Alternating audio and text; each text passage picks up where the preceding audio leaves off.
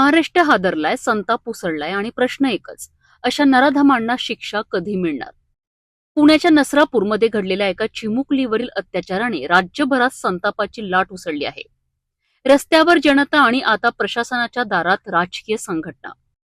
पुणे जिल्ह्यातील नसरापूर शांत आणि साधं गाव, परंतु इथे घडलेली ही घटना संपूर्ण महाराष्ट्राला हादरवून गेली आहे. 4 वर्षाच्या चिमुकलीवर झालेल्या अत्याचाराने केवळ एक कुटुंब नाही तर संपूर्ण समाज अस्वस्थ झालाय. घटनेनंतर गावात आणि राज्यभरात संतापाची लाट उसळली आहे. सोशल मीडियावर प्रतिक्रिया, रस्त्यावर निषेध आणि आता प्रशासनाकडे थेट मागणी. बुधवारी युवा स्वाभिमान पार्टीच्या वतीने जिल्हाधिकारी कार्यालयात निवेदन सादर करण्यात आलंय. या निवेदनमध्ये एकच ठाम मागणी, आरोपीला कठोरात कठोर शिक्षा आणि शक्य असल्यास फाशी. यावेळी पक्षाच्या पदाधिकाऱ्यांनी स्पष्ट शब्दात सांगितलंय, अशा गुन्ह्यांवर फक्त कारवाई नाही तर उदाहरण घालणारी शिक्षा हवी आहे. आज आम्ही युवा स्वाभिमान पार्टीचे सर्व नगरसेवक पदाधिकारी भोर येथे पुणे येथील भोर तालुक्यातील पसरापूर या गावात जी निंदनीय घटना घडली, 4 वर्षाच्या मुलीवर बलात्कार करून तिला दगडांनी ठेचून शेणात जे लपवलं गेलं, त्या घटनेचा तीव्र निषेध करण्यासाठी कलेक्टर ऑफिसला आलेलो आहे. पण नुसतं पसरापूरचीच घटना नाही तर काल अगदी ताजी घडलेली भातकुलीची घटना, एक गरोदर महिला सत्पावली करण्यासाठी फिरत असताना 4 विशिष्ट समुदायाच्या नराधमांनी तिची छेडखानी केली. या आधीचं भानखेड प्रकरण झालं, त्याच्यानंतर आता हे परतवाडा अचलपूरचे प्रकरण झाले. कांडलीच्या त्या नराधमाने, तोही विशिष्ट समुदायाचाच होता, त्याने सुद्धा एका 65 वर्षीय महिलेला गाडीवर बसून दीप देण्याच्या बहाण्याने नेलं आणि तिच्यावर पाशवी बलात्कार केला. 85 वर्षाच्या म्हाताऱ्या सुरक्षित नाही, 65 वर्षाच्या महिला सुरक्षित नाही, कोवळ्या कळ्या ज्यांनी अजून आयुष्यात जगही नाही पाहिलं अशा लहान लहान बालिका सुरक्षित नाही.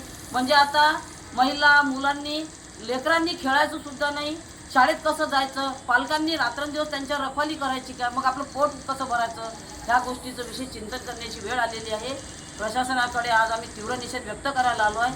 महिला सुरक्षित जोपर्यंत राहणार नाही तोपर्यंत देशाची प्रगती सुद्धा नाही. बेटी बचाव बेटी पढाव म्हटल्यानं होणार नाही आहे. महिलांचा सन्मान भाषणात दिल्यानं होणार नाही आहे, आरक्षण दिल्यानं होणार नाही आहे, तर त्यांची सुरक्षितता ही महत्त्वाची आहे, अशी विनंती आम्ही प्रशासनाकडे करायला. महिलांच्या सुरक्षेचा मुद्दा पुन्हा एकदा ऐरणीवर आला आहे. अशा घटना थांबवण्याकरिता नेमकं काय करायला हवं? कायद्यात बदल, कडक अंमलबजावणी की समाजाची मानसिकता बदलणं गरजेचं? हे प्रश्न आता प्रत्येकाच्या मनात आहे आणि उत्तराची अपेक्षा आहे प्रशासनाकडून आणि सरकारकडून. नरसापूर प्रकरण फक्त एक घटना नाही, तो आपल्या समाजाच्या सुरक्षितेवर उभा राहिलेला प्रश्न आहे. न्याय मिळायला हवा, परंतु त्याचबरोबर अशा घटना पुन्हा घडू नयेत याकरिता ठोस पावलं उचलणं तितकंच महत्वाचं आहे. शिक्षण सभापती म्हणून अमरावती महानगरपालिकेमध्ये काम बघते, पण आज आम्ही इथे आलोय जिल्हाधिकारी कार्यालयामध्ये त्यांना भेटायला आणि निवेदन द्यायला की एकूणच समाजामध्ये महिलांबद्दलची असुरक्षितता वाढते आहे.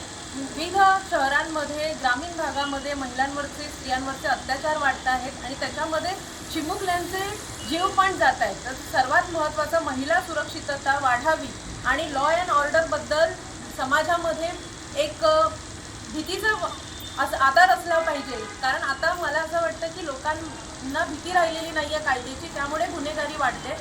एकूण अमरावती शहरामध्ये, तालुक्यामध्ये, जिल्ह्यामध्ये गुन्हेगारी कृत्य वाढत आहेत. तर एकूणच या गुन्हेगारीला आळा बसावा, महिलांना सुरक्षितता मिळावी या संदर्भात आम्ही सर्व युवा स्वाभिमान पार्टीचे नगरसेवक पदाधिकारी आज जिल्हाधिकारी कार्यालयात निवेदन देण्यासाठी आलो आहोत की कुठेतरी या गुन्हेगारी प्रवृत्तीला आळा बसावा आणि ज्यांच्या विरोधात गुन्हे झालेले आहेत त्यांच्या गुन्हेगारांना कडक शिक्षा व्हावी, हे निवेदन आम्ही इथे देण्यासाठी आलो.